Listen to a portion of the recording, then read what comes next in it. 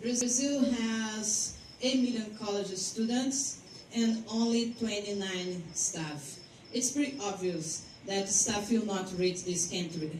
That's why even in the 3 cities where we have staff and the catalytic cities, students are leading the movement in Brazil. In 2010, we had a movement in 3 cities with staff team and 6 catalytic cities. Today, we have a movement in 40 catalytic cities. It's a huge growth.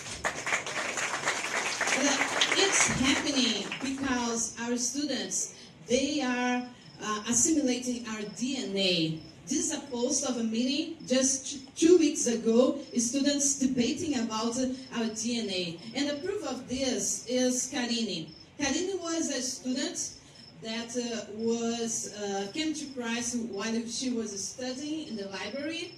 And a couple months later, you can see Karine sharing her faith on campus. And I was lucky because I was there in a coaching trip and I could see it. And in the next picture, you see Karine leading students who are praying to receive Christ.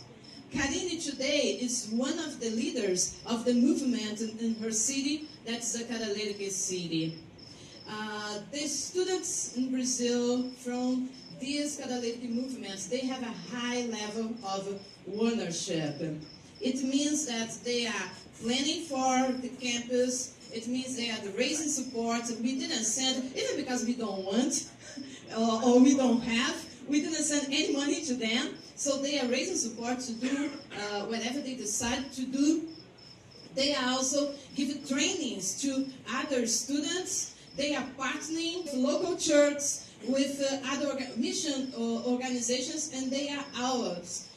Launching new movements. They do it inside the metroplex and inside the cities, I mean, and also they are doing it across the country.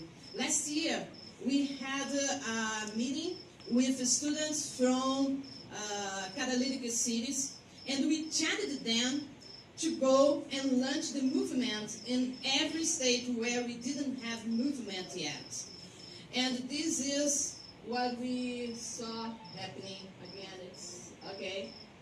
What do you see? The red arrows is the state where we didn't have movement in Brazil. More than half of the states we didn't have movement till next year.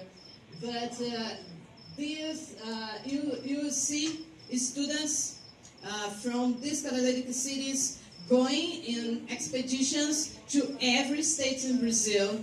And by the grace of God, till next June, we will see movements or key volunteers at least in every state in Brazil. Yeah, it's exciting.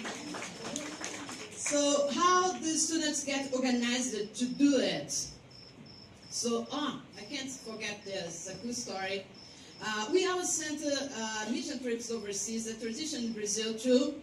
2014, we sent a mission trip to Cape Verde, and this year we sent again another mission trip to Cape Verde. Our team was so surprised and extremely happy because we found students who were evangelized in 2014 sharing their faith on campus last January. So it's just awesome. But how the students, how they get organized to do all these things? So this is Rafael. Rafael's here. Raise your hand, Rafael. This guy. Make sure that you will talk to Rafael. Rafael is coached by staff in my catalytic team, and he gives leadership to these students here that we call city team. This is Rafael's team. These students, they plan for his city, not just for one campus, but for multiple campuses inside the city. And they are giving leadership to all these students who are leading the movement in that city and specific campuses. Our students, they love the movement, and the level of ownership is so high that when they graduate, they don't want to leave the movement. And that's why we have all these volunteers working with us today. These guys, they are all alumni, and today they are coaching student leaders in many universities in Brazil because they got the bug. And when they leave school, they want to still be involved with the movement. So this is what is happening in Brazil, and we praise God for that. Wait a minute. Thank you so much. What's your secret? How are you doing this? Like, I know I totally put you on the spot, but like, we have to ask. First, I'm not doing this. God is doing this, and I tell you, I believe three things are important in all this growth in Brazil. First is prayer.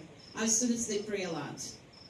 And in LAC, we have now the 4G prayer. I know that everybody has the 3G, but in LAC, we have the 4G.